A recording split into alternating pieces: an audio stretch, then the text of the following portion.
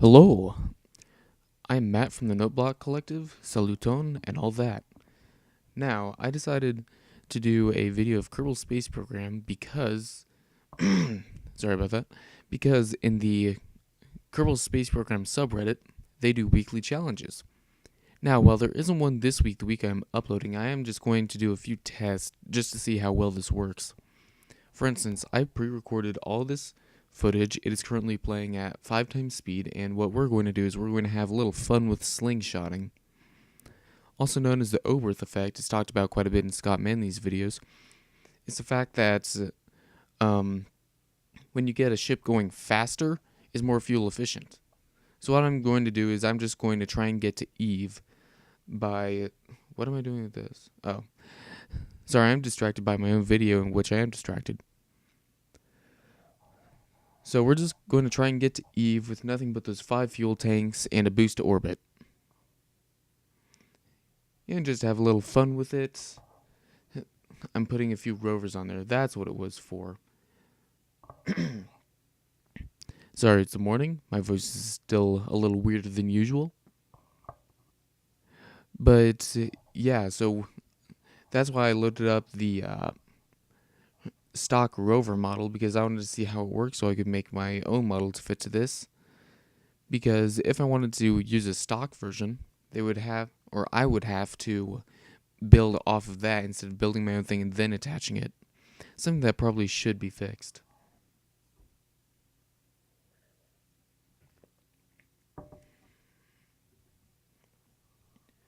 Continuing on all this building, I've actually played Kerbal Space Program for a while, and I really do enjoy it. It's quite a fun game. It's pretty difficult to get into, but when you watch a lot of tutorials on it, you get used to it.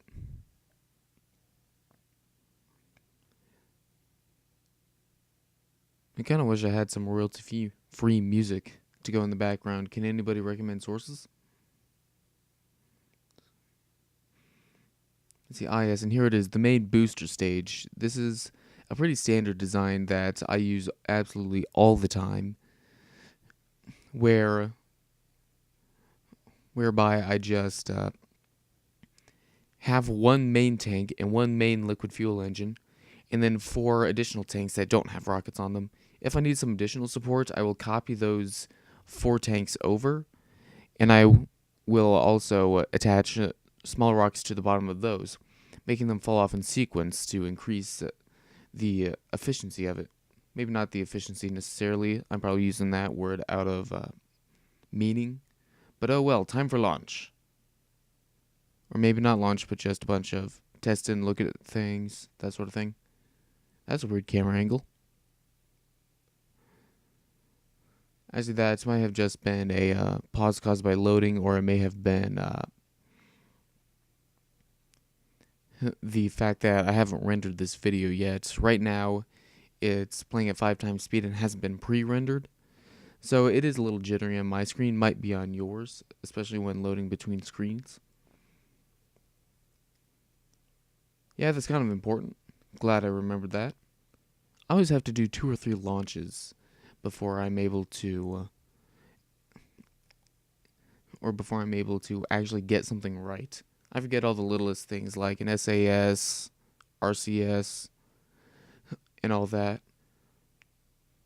Nope, I did not mean to do that. Well, possibly I did. Alright then, so I've reloaded it and it is wobbling quite a bit. Might want to put some struts on there or not. So launching, I'm doing this all manually.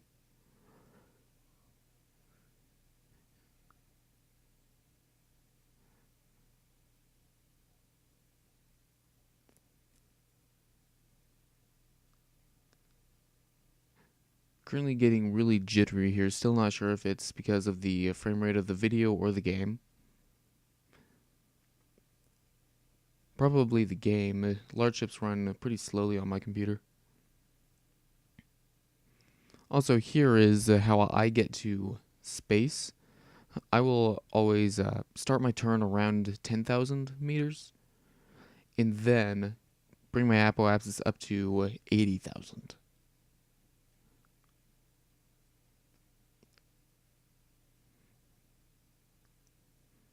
Alright then, another mistake of mine.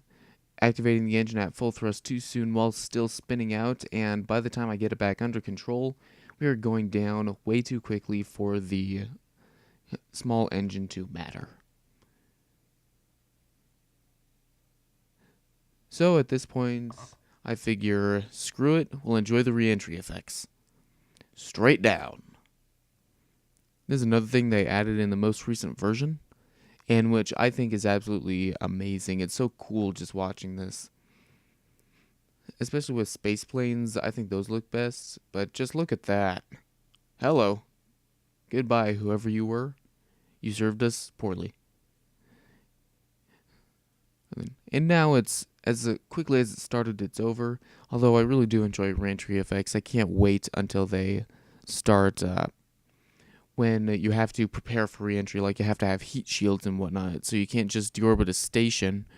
And if the solar panels are in and it's not too big, it can live. Alright, so seeing as my last failure was indeed such, Hello. Okay. Sorry, the loading surprised me for a bit. I added some solid rocket boosters to increase our velocity at the start because Oberth effect, faster velocity, more efficiency. So we immediately go up to a really fast speed. I mean, that's why I love solid rocket boosters, but I try and avoid using them where possible because I really do prefer liquid engine.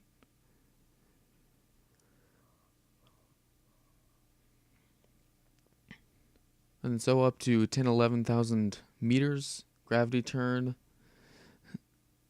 And then on this one, I think I forget to jettison the external fuel tanks until later. Yeah, right there. They've been empty for a while. That's why I like using MechJeb. But since this is going to be for the challenges in r/KSP, I'm not going to use it or install it on this version. I have another version I carry around on a flash drive which is installed. Okay, and then correcting my previous mistake from last time, rather than try and thrust at apoapsis, eject it, gain control, and then some, and then start flying again, I just used up all the fuel to get me to a high apoapsis of around 163,000 meters. While this will mean that it is a little less efficient, I think I can live with that considering I get the control I need right here. Now the enjoyment of a single nuclear engine. Just a whole 60 kilonewtons, which does virtually nothing. Alright, and a relatively circular orbit. Time to go have fun and slingshot off the moon. Still trying to right now I'm trying to get the lowest periapsis possible. There you go, 20,000, that's pretty good. And now time to warp around. Pretty common procedure. You know, the addition of nodes is a really good one because before then you kind of had to guess at it. And it was extremely difficult to get anywhere except the moon and maybe Minmus. Because with the moon, you just wait until it's just on the horizon, just above the horizon, and then you rocket off. With Minmus, it's a little more than that. I can't remember exactly because I never did get there before mission nodes. And getting to any other planet was impossible without holding a protractor up to the screen.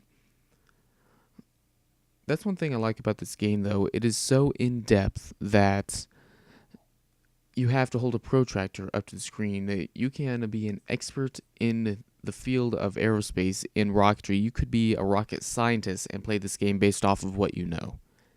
However, the game is also accessible enough so that you can pick it up and just start playing, which is kind of what I did.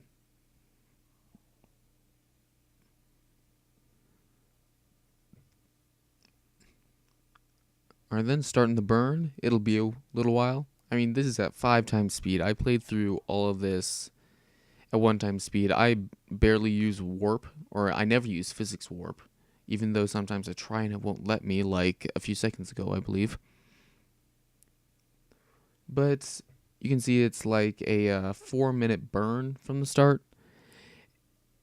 So I was just sitting there for 4 minutes, which is kind of why I have the tracks muted rather than just play it really fast, because I alternated between listening to music and watching videos on YouTube just to pass the time, because some of these burns were so long.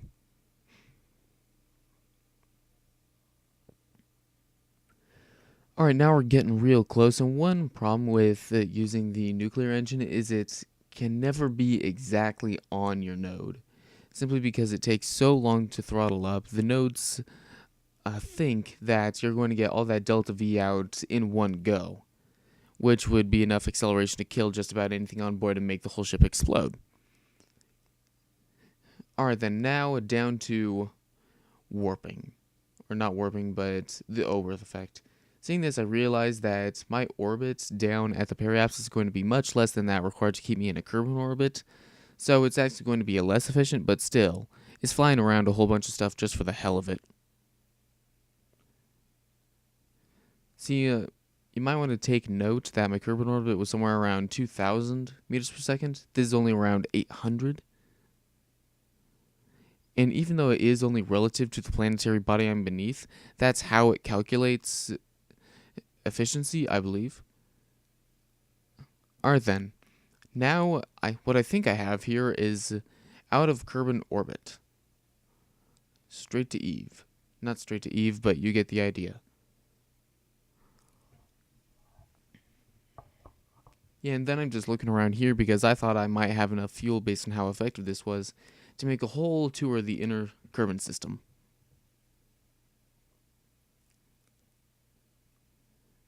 So I'm just looking at some of the planets out here, trying to refresh my memory of them because I never went to the other planets before this.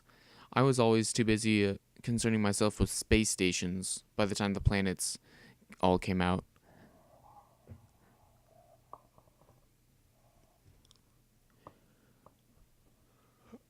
Alright then, so getting all the way out here, I realize it is not enough, so I thrust a little more. I have another little moon encounter.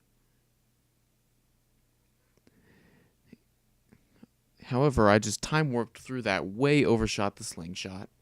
And now I'm just saying, screw it, I'm going out. So I just decided to go out there, and then I get this orbit of 9,000 meters per second when I'm around the sun. So I realized it probably would have been more efficient having been all the way out here in the first place rather than dealing with my 2,000 meters per second above Kerbal, or my 700 meters per second above the moon.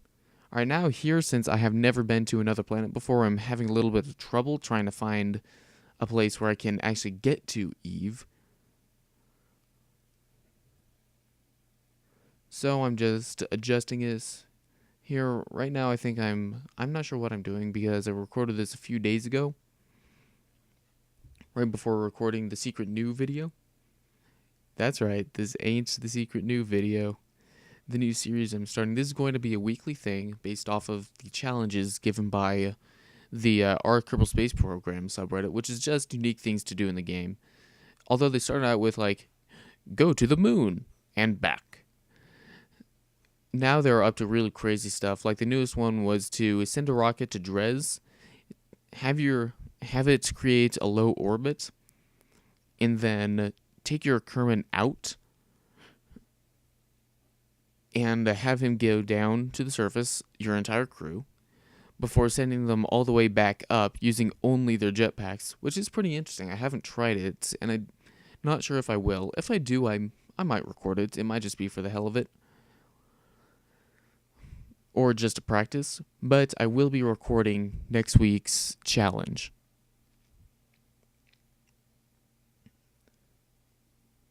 Alright then, I managed to get a very, very close encounter with Eve. Although, I'll tell you guys about that later. In the meantime, going with my theme of difficult games and simulators, I really do like these, although I'm pretty happy with the number and variety of games I have on my channel as of now, as you'll find out tomorrow probably. But nothing. I'm just not thinking. Oh yeah, here if you look, I actually overshot my uh my node by nearly 4.5 hours. But oh well, what can you do?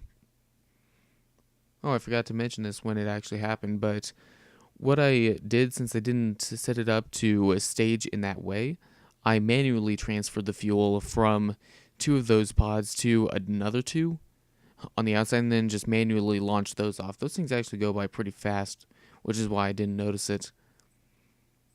But it's just another way of increasing efficiency, maintaining the lowest weight possible. And now, just because I can, I decide to go float around for a few seconds. Or at least a few seconds here. There we go. Now I do it again, now that all of that fuel is out. Alright, now we're getting real close. Just 12 hours away from the even counter. Getting real close. And we're there. Thanks to the magic of time acceleration. Alright, then now I go at full throttle, just trying to see how I could get in orbit. And it says 4,000 meters per second delta V. I don't have that much fuel because I'm not that good at slingshotting. So, like, I got the original idea from the Messenger program. Or, yes, from the NASA's Messenger space probe. That's what it's called. I keep forgetting. But what it is they took this thing, and to get it to Mercury, I believe their flight pattern was they launched it, got it to orbit around Venus, and did a burn to send it out to Mars, which its burns came back around past the Earth. We didn't orbit it, I believe, back to Venus before slingshotting back to Earth to Mercury, simply because of this little thing called the Oberth effect. Because your velocity is a lot higher when you're getting closer to a planet. Simply because you're being moved more quickly around it when you're going faster, and vice versa.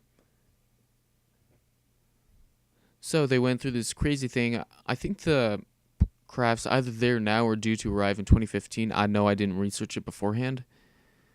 But now at this point I realize that I'm pretty much screwed. I am just out of fuel and out of hopes and dreams. Bill will never be coming back, much to his own dismay. So we just point ourselves at the sun and enjoy the view. I'm just kidding. I send this off, see how much delta V it has, which is nil.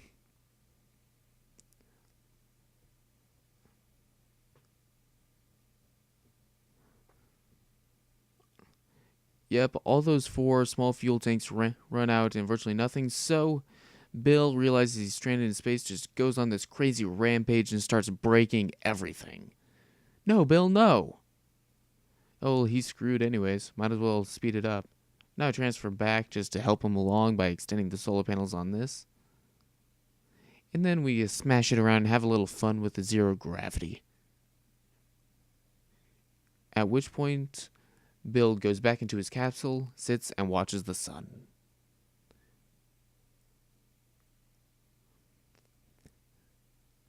Alright then, apparently that's the end of the video. It just didn't show me simply because it ended on the last frame and didn't go black for me yet. So, I'm not the only starter, that was my old thing. I am Matt from the Noteblock Collective, and Geese to the Vito.